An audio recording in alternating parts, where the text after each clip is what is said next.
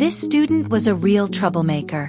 The teacher asked him to read a sentence in English, and he actually invented his own language to read aloud.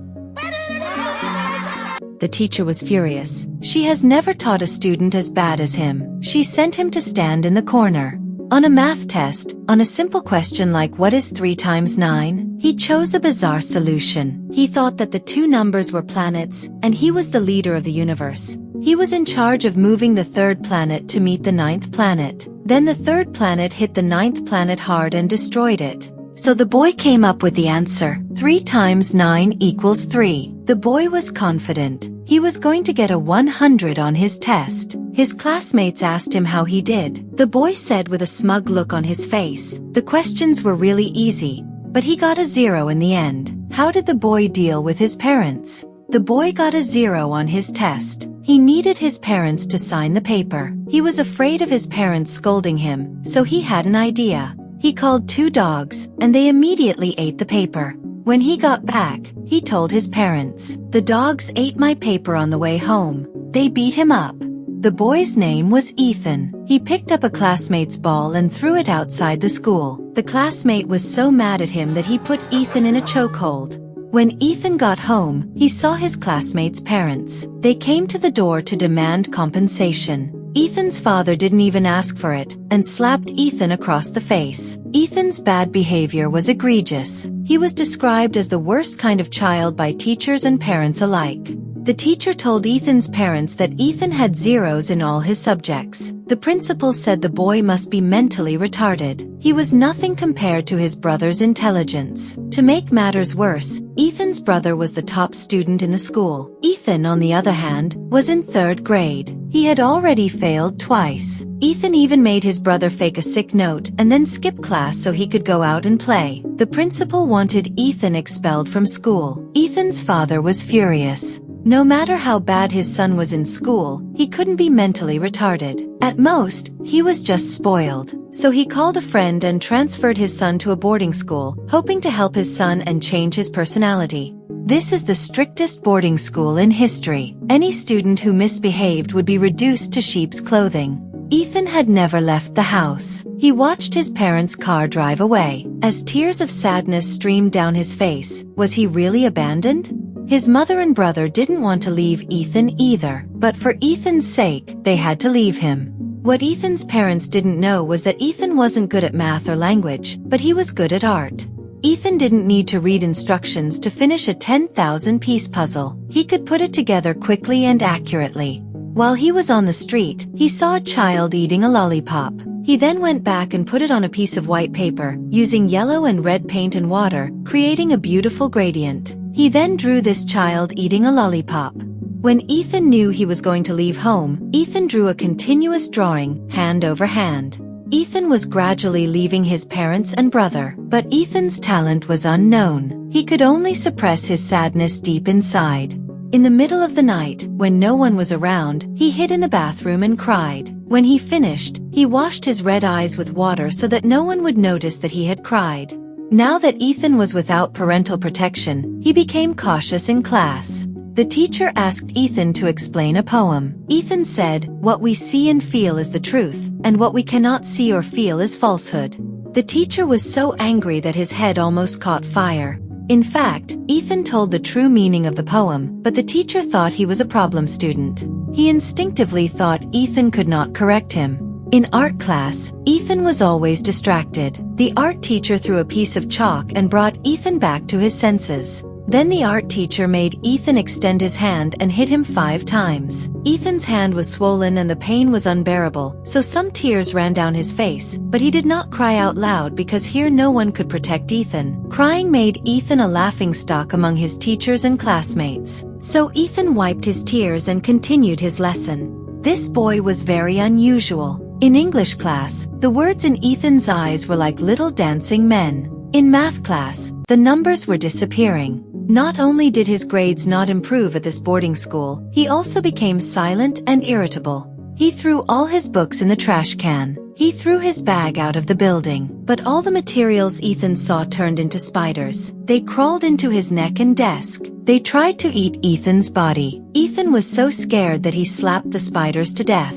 Eventually, the teacher gave Ethan a nickname, the King of Stupidity, until a new art teacher came, and here Ethan finally got out of his predicament. This teacher made his first appearance in an unusual way. He dressed up as a clown. He did 3 jumps in a row. He sang, he danced, and he played the flute for the students. He got a lot of applause from the students. This teacher's name was Nick. His teaching style was out of this world. On his first day as a teacher, he gave his students free rein. They drew whatever they wanted, but Ethan's paper was blank. Nick found out. Ethan was constantly being punished by other teachers. When Ethan saw Nick, Ethan unconsciously trembled with fear. Nick noticed this special kid, so he decided to pay a home visit to get to know Ethan better. Ethan's parents showed Nick Ethan's previous exercise book. However, there was a drawing missing from the book. Nick was shocked. He didn't realize this kid could draw, so he looked at Ethan's other drawings. One of them was very interesting. From the front, soldiers were digging a tunnel. From the back, soldiers were escaping through the tunnel. Even an adult wouldn't think of such an idea. Nick told Ethan's parents that Ethan is not an idiot. He is a genius at drawing. Ethan's father said with disdain, "Don't be silly. What's the advantage of drawing?" Nick opened Ethan's English book. Ethan writes B instead of D. He writes D instead of B. This is a gross error in judgment. In other words, Ethan has dyslexia. He can't coordinate his visual and auditory information. Ethan's father disagreed. He thought Ethan didn't like studying. Nick saw that he didn't believe him. He picked up a toy box. It was written in Japanese. Nick asked Ethan's father to read it aloud. Ethan's father was angry. "I don't know any Japanese." Nick didn't give him a chance to argue. "You're too arrogant. Your attitude is wrong." Then Ethan's father realized something. It turned out that he never understood his son. He didn't understand his behavior or what he was going through. He just blamed Ethan. Nick said, "This is what Ethan is dealing with now. He can't recognize the alphabet." So Ethan's confidence was destroyed. In turn, he used his rebellion to cover up his inability. Now Ethan's rebellion has disappeared. He even gave up drawing. Nick knew that. He wanted to help Ethan regain his confidence. Nick was in the classroom. Take the famous painter Leonardo da Vinci for example. Leonardo da Vinci had dyslexia. He always wrote sentences backwards. Nick shined a mirror on the board. The sentence became natural to Ethan. Ethan's eyes lit up when he saw it. He had found something that interested him. Ethan suddenly realized that an idiot could be a genius, and here he finally smiled. By the end of the class, Nick told Ethan alone that he would shine someday. Ethan regained his confidence. In his outdoor art class, he no longer stared into nothingness. He took things from the ground, like twigs and leaves, and made a floating water wheel.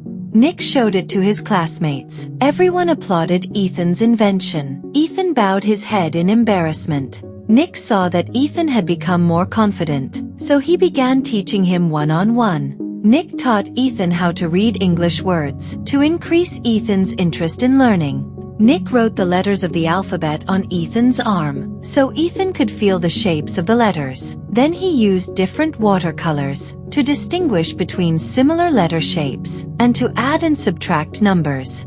Nick wrote positive and negative numbers on the steps, and let Ethan jump up and down the stairs, as a way for him to calculate addition and subtraction accurately. Each time, Ethan got better and better.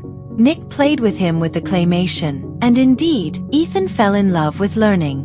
With this artistic way of teaching, Ethan admired every number and every word. His test scores got better and better, but that was not all. Nick had organized a school-wide drawing competition, and he had a special gift for Ethan. And at that moment, Ethan's father arrived at the school to tell Nick that he cared about Ethan, and that he hoped Nick would not misunderstand.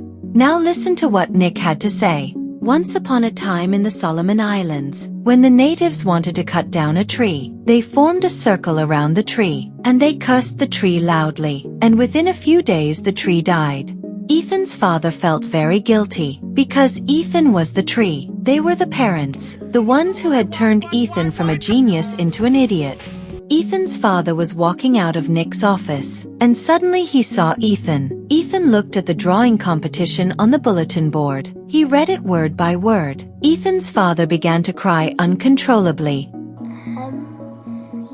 On the day of the drawing competition, Ethan, who had never known how to button or tie his shoes, cleaned himself up. The genius boy was going to a drawing competition. He combed his hair carefully. He carried his drawing tools on his back. At dawn, he went to the riverbank and looked into the distance. When the time came, he went to the competition. All the teachers and students were here to draw in harmony. Ethan did not panic. He chose a lonely tree. He took out the oil paints his brother had given him. Nick began to draw his masterpiece. Nick watched Ethan. He got into the drawing mood too. For this competition, Nick brought a professional judge to choose the first place winner. Ethan was a fast painter. He quickly handed his drawing to Nick. Nick was shocked. Ethan's painting was of him sitting by the stream outside the school, with trees, flowers, fish, and animals, all coming out to play. It was like a scene of the earth coming to life. And Nick's painting, Ethan was laughing heartily like a happy teenager. Ethan was shocked. He felt the happiness he had been yearning for from this painting. Ethan's painting won first place. When the judges announced it, the audience applauded. Ethan was overwhelmed with sudden excitement. He stumbled and fell on the stairs. Nick immediately rushed to Ethan's aid. He carried him to the stage. Ethan received his first award. This was not only an acknowledgement of Ethan's strength, but also a sign that Ethan's life had turned for the better. From that moment on, Ethan was no longer the king of stupidity. He was now a talented artist. But Ethan did not take the award right away. He turned and threw himself into Nick's arms, because only the two of them knew how hard it was for him to receive this honor. The hardships, the blows, the mockery that Ethan had endured, it almost destroyed him. Fortunately, he met Nick. Nick saw something in Ethan. He never gave up on him. He taught him patience and care. Ethan regained his confidence. So this honor belonged to both of them. After that, the principal drew Ethan the cover of the school brochure to continue this honor. Ethan's parents were shocked, and they were very grateful to Nick. And at the end of the day, Ethan was in Nick's arms. Ethan flew into the bright sky. That's the end of the movie. Thanks for watching.